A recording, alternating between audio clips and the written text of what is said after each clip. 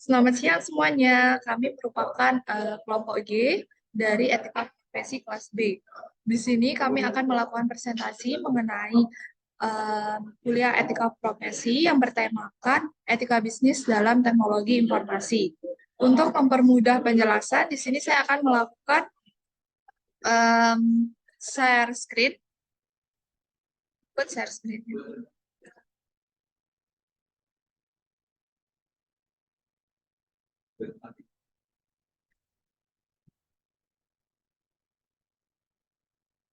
Nah, materi yang pertama di sini akan saya sendiri yang sampaikan, yaitu dengan nama Nurul Vina Putri dengan NIM F1D022017. Pengertian etika bisnis dalam teknologi informasi. Etika bisnis dalam dunia teknologi informasi adalah seperangkat prinsip dan nilai-nilai moral yang mengatur cara perusahaan atau individu berlaku dan membuat keputusan terkait dengan penggunaan, pengembangan, dan juga manajemen teknologi informasi. Materi selanjutnya yaitu kekurangan dan kelebihan dari etika bisnis dalam teknologi informasi. Yang pertama yaitu keuntungan dari etika bisnis dalam teknologi informasi, memberikan kepercayaan dan reputasi. Dengan mematuhi prinsip etika bisnis perusahaan atau individu itu dapat membangun kepercayaan dari pelanggan, mitra, dan pemangku kepentingan lainnya. Ini menghasilkan reputasi yang baik dan dapat memberikan keunggulan kompetitif. Kemudian yang kedua yaitu inovasi yang berkelanjutan. Etika bisnis mendorong perkembangan teknologi yang mempertimbangkan dampaknya terhadap masyarakat dan lingkungan. Hal ini dapat mempromosikan inovasi yang berkelanjutan dan bertanggung jawab. Kemudian yang ketiga, peningkatan kepuasan pelanggan. Etika bisnis dalam teknologi informasi memastikan bahwa data pelanggan itu dapat dikelola dengan baik dan aman. Hal ini dapat meningkatkan kepuasan pelanggan dan membangun hubungan jangka panjang. Kemudian yang keempat, memperkuat budaya organisasi yang baik. Mempraktikkan etika bisnis dalam teknologi informasi itu dapat membentuk budaya perusahaan yang positif, di mana karyawan tuh dapat merasa dihargai dan diakui dalam penggunaan dan pengelolaan teknologi informasi.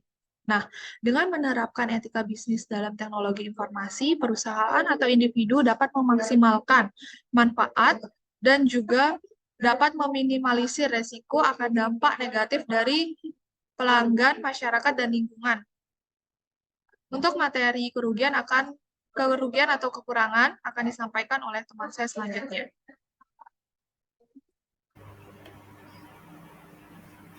Oke, Assalamualaikum warahmatullahi wabarakatuh. Perkenalkan, saya Muhammad Zaki Al-Kusoji dengan NIM F1D022143 dari kelompok G. Jadi, pada kali ini saya akan menjelaskan tentang etika bisnis dalam teknologi informasi yang berkaitan tentang kekurangan etika bisnis dalam teknologi informasi. Yang pertama adalah biaya tambahan. Jadi, ketika kita berbisnis menggunakan teknologi informasi, kita memiliki atau membutuhkan biaya tambahan untuk menunjang kita dalam melakukan bisnis ini. Misalkan untuk membuat website, untuk membuat aplikasi, atau seperti media untuk melakukan bisnis dalam teknologi informasi ini seperti HP, komputer, laptop, dan lain-lain. Selanjutnya yang kedua adalah penggunaan teknologi yang cepat berubah. Seperti yang kita ketahui, perkembangan teknologi itu sangat cepat. Teknologi informasi itu atau aplikasi-aplikasi yang digunakan untuk uh, melakukan bisnis secara online atau melalui teknologi informasi itu melakukan pengembangan secara berkala, atau aplikasi itu berganti berganti dan terus berganti. Seperti contohnya, mulai dari WhatsApp, orang melakukan penjualan melalui WhatsApp diciptakanlah Shopee. Selanjutnya dari Shopee itu diciptakan lagi Tokopedia untuk pesaingnya. Dan selanjutnya diciptakan TikTok atau TikTok Shop yang lebih canggih lagi fiturnya, di mana kita bisa menjual produk kita melalui video, melalui live streaming, dan sebagainya. Yang selanjutnya adalah tantangan, kebutuhan, dan regulasi, di mana dalam berbisnis menggunakan teknologi informasi kita memiliki tantangan kepatuhan dan regulasi, baik dari masyarakat, terus dari eh, pengguna aplikasi yang lain. Ini menjadi tantangan yang sangat besar untuk kita untuk bisa diterima dan memberikan sesuatu yang baru kepada masyarakat atau kepada customer customer kita. Yang keempat adalah risiko keamanan. Tidak hanya dalam berbisnis menggunakan teknologi informasi saja, tapi dalam setiap tindakan yang kita lakukan melalui teknologi informasi itu pasti ada yang namanya eh, risiko keamanan, di mana data kita dapat diretas, dapat dimanipulasi oleh orang lain, bahkan eh, itu bisa menjadi sarang mereka atau sarana mereka untuk menjatuhkan bisnis yang kita lakukan. Yang kelima adalah keterbatasan sumber daya, di mana dalam melakukan bisnis di dalam teknologi informasi ini kita membutuhkan begitu banyak sarana dan prasarana. Contohnya adalah HP, kamera yang mumpuni kita untuk melakukan bisnis ini. Dan kita juga membutuhkan software seperti aplikasi-aplikasi yang akan menunjang kita dalam melakukan bisnis dalam teknologi informasi. Selanjutnya adalah bisnis dalam bidang teknologi informasi. Ada beberapa tipe atau beberapa jenis. Yang pertama adalah pendidikan. Yang kedua adalah pemeriksaan teknologi informasi. Yang ketiga adalah industri perangkat keras. Yang keempat adalah industri perangkat lunak. Yang kelima e-commerce. Yang keenam kesehatan. Yang ketujuh hiburan. Yang terakhir adalah keuangan. Ya, yang pertama kita berbicara tentang bisnis dalam bidang teknologi informasi yang bergerak dalam pendidikan. Bisnis ini menyediakan layanan pendidikan seperti kursus, bimbingan belajar, atau konsultasi secara online. Contohnya adalah Ruang Guru, Genius, dan masih banyak lagi aplikasi yang bergerak dalam bisnis pendidikan.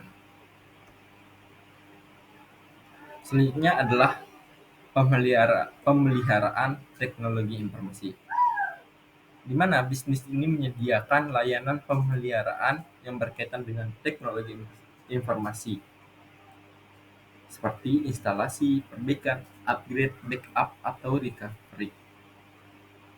Contohnya adalah IT solution, IT service, dan IT support.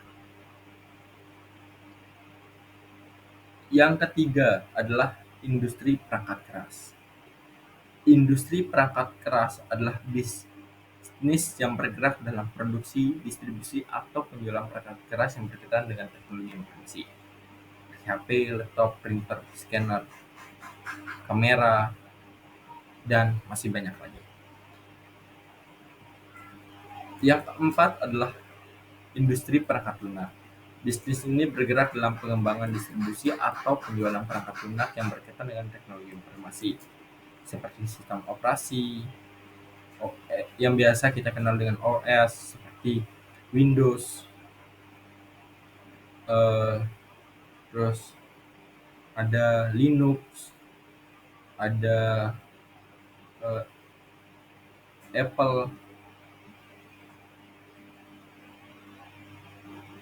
ada BlackBerry yang sudah tidak digunakan lagi, dan masih banyak.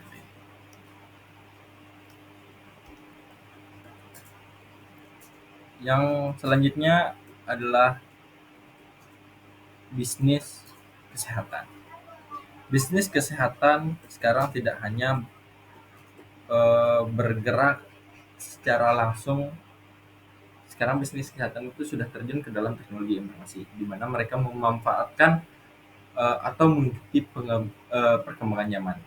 Mereka sudah menyediakan layanan kesehatan yang berbasis online atau berbasis teknologi informasi, di mana sekarang kita bisa melakukan eh, konsultasi, bisa memesan rumah sakit itu melalui aplikasi. Misalkan contohnya adalah Halodoc, Halo Dokter, Sehat Q, dan Good Dokter.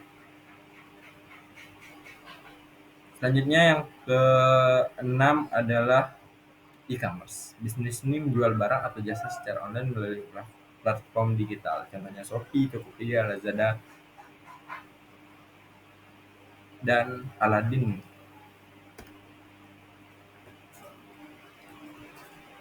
Ya, selanjutnya adalah keuangan. Jadi sekarang eh, bidang teknologi informasi itu sudah mencakup ke dalam keuangan. Bisnis ini menyediakan layanan keuangan seperti pinjaman, investasi, asuransi, atau pembayaran secara digital. Contohnya adalah OVO, GoPay, Link Aja, Dana, Genius, terus OJK, apa itu? Ya, dan masih banyak lagi. Selanjutnya adalah yang terakhir adalah hiburan. Bisnis ini menyediakan layanan hiburan seperti streaming musik, video, game, atau podcast secara online. Contohnya ada Spotify, Netflix, Google Play, GoPlay, RCTI, YouTube, ada Disney, dan masih banyak lagi. Sekian dari saya. Assalamualaikum warahmatullahi wabarakatuh. Baik, selanjutnya isu tantangan aplikasi etika bisnis dalam teknologi informasi. Ini ada 4. Yang pertama, ada isu privasi berkaitan dengan pengumpulan, penggunaan, dan penyebaran informasi pribadi individu tanpa izin atau pengetahuan mereka. Yang kedua, isu akurasi mencakup masalah tentang kebenaran, keakuratan informasi yang disediakan oleh teknologi informasi. Yang ketiga, ada isu properti berkaitan dengan hak milik intelektual dan hak cipta. Yang keempat, ada isu aksesibilitas berkaitan dengan sejauh mana teknologi informasi dapat diakses oleh semua termasuk mereka yang memiliki keterbatasan fisik atau ekonomi. Selanjutnya, tantangan aplikasi etika bisnis dalam teknologi informasi. Ini ada 1, privasi data. Perusahaan harus mengelola data pelanggan dengan aman dan etis. Yang kedua, ada kecanduan digital. Perusahaan harus bertanggung jawab dalam menciptakan produk atau jasa yang tidak merangsang kecanduan digital. Selanjutnya ketiga ada pengaruh algoritma. Perusahaan harus memastikan bahwa algoritma yang digunakan dalam produk atau jasa mereka tidak menghasilkan bias atau diskriminasi terhadap kelompok tertentu. Yang keempat ada transparansi. Perusahaan harus bersikap transparan dalam mengambil keputusan operasi mereka. Yang kelima ada inovasi dalam etika. Perusahaan harus memanfaatkan teknologi untuk inovasi dalam etika bisnis. Selanjutnya ada etika bisnis yang baik. Yang pertama ada privasi keamanan data, melindungi data pribadi dan informasi pelanggan adalah prioritas utama. Yang kedua, keterbukaan dan transparansi. Perusahaan harus berkomitmen untuk menjadi transparan dalam hal praktik bisnis mereka. Yang ketiga, tanggung jawab sosial. Perusahaan dalam teknologi informasi harus mempertimbangkan dampak sosial dari produk dan layanan mereka. Yang keempat, ada penghargaan terhadap hak kekayaan intelektual, yakni menghormati hak cipta, merek dagang, dan paten merupakan aspek penting dari etika bisnis dalam teknologi informasi. Selanjutnya nomor 5 ada fair competition atau berkompetensi secara adil dan jujur dalam prinsip penting. Yang keenam adalah kebijakan keamanan cyber. Perusahaan harus menjaga keamanan sistem dan data mereka sendiri serta berkontribusi untuk menjaga keamanan cyber secara keseluruhan. Yang ketujuh ada etika pengembangan teknologi. Para pengembang dan insinyur teknologi harus mempertimbangkan implikasi etika dari produk dan layanan yang mereka buat.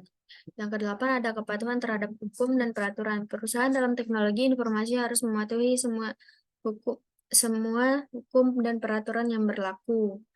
9, tanggung jawab terhadap konsumen. Memberikan dukungan pelanggan yang baik, menghormati hak-hak konsumen, menyediakan produk dan layanan yang berkualitas tinggi.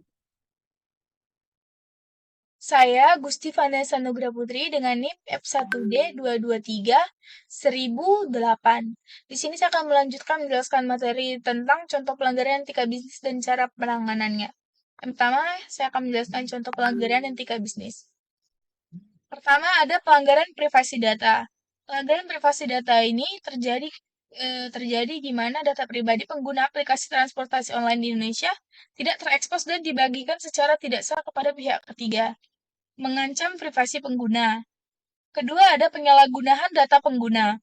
Beberapa perusahaan di Indonesia telah terlibat dalam penyalahgunaan data pengguna, seperti menjual data pelanggan mereka kepada perusahaan lain tanpa persetujuan pengguna.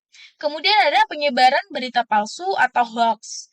Indonesia telah mengalami banyak insiden penyebaran berita palsu atau hoax melalui platform media sosial yang menghasilkan kepanikan, konflik, dan informasi yang menyesatkan masyarakat. Kemudian ada praktik persaingan tidak jujur. Terdapat kasus persaingan tidak jujur seperti praktik bisnis yang merugikan pesaing atau menciptakan kesan palsu terhadap produk atau layanan. Kemudian ada pelanggaran hak cipta. Sering terjadi dalam bentuk pembajakan perangkat lunak dan media digital. Dan yang terakhir ada penipuan online. Kasus ini seperti penipuan melalui situs web palsu, pesan phishing, dan penipuan investasi ilegal sering terjadi di Indonesia. Selanjutnya ada cara menangani pelanggaran etika. Yang pertama ada identifikasi pelanggaran etika. Identifikasi dan dokumentasikan pelanggaran etika bisnis yang telah terjadi atau dicurigai. Pastikan untuk mengumpulkan bukti yang cukup untuk mendukung tuduhan pelanggaran. Yang kedua ada hentikan pelanggaran. Jika mungkin, segera hentikan pelanggaran untuk mencegah kerugian lebih lanjut. Ketiga ada formalkan laporan. Jika Anda adalah individu yang melaporkan pelanggaran, laporkan masalah tersebut kepada atasan, departemen etika, atau bagian yang bertanggung jawab. Keempat, ada bentuk tim penanganan pelanggaran etika. Bentuk tim atau komite internal yang akan menangani penyelidikan dan penanganan pelanggaran etika. Yang kelima adalah investigasi internal. Lakukan investigasi internal untuk mengidentifikasi fakta-fakta dan penyebab pelanggaran. Wawancara saksi-saksi dan pihak-pihak yang terlibat dalam pelanggaran. Kemudian nomor 6 ada pertimbangkan dampak bisnis. Tinjau dampak pelanggaran terhadap bisnis, pelanggan, dan pemangku kepentingan. Pertimbangkan tindakan yang perlu untuk meminimalkan kerugian. Selanjutnya yang ketujuh ada terapkan tindakan disiplin atau koreksi. Jika pelanggaran terbukti, terapkan tindakan disiplin yang sesuai seperti peringatan, pemecatan, atau tindakan korektif yang relevan sesuai dengan kebijakan perusahaan. Pastikan tindakan tersebut sesuai dengan hukum dan regulasi yang berlaku. Kedelapan ada komunikasikan hasilnya. Sampaikan hasil investigasi dan tindakan yang diambil kepada semua pihak yang terlibat, termasuk karyawan, pelanggan, dan pemangku kepentingan yang relevan. Kesembilan ada tinjau kebijakan dan prosedur. Tinjau kebijakan etika bisnis dan prosedur internal untuk memastikan bahwa mereka memadai dan efektif dalam mencegah pelanggaran etika di masa depan. Dan yang terakhir nomor 10 ada dukung laporan dan whistleblower. Pastikan bahwa ada saluran yang aman dan terjamin untuk melaporkan pelanggaran etika bisnis. Berikan perlindungan kepada pelapor atau whistleblower yang melaporkan pelanggaran. Sekian dari presentasi kami. Mohon maaf bila ada kurang kata atau kesalahan. Saya ucapkan terima kasih.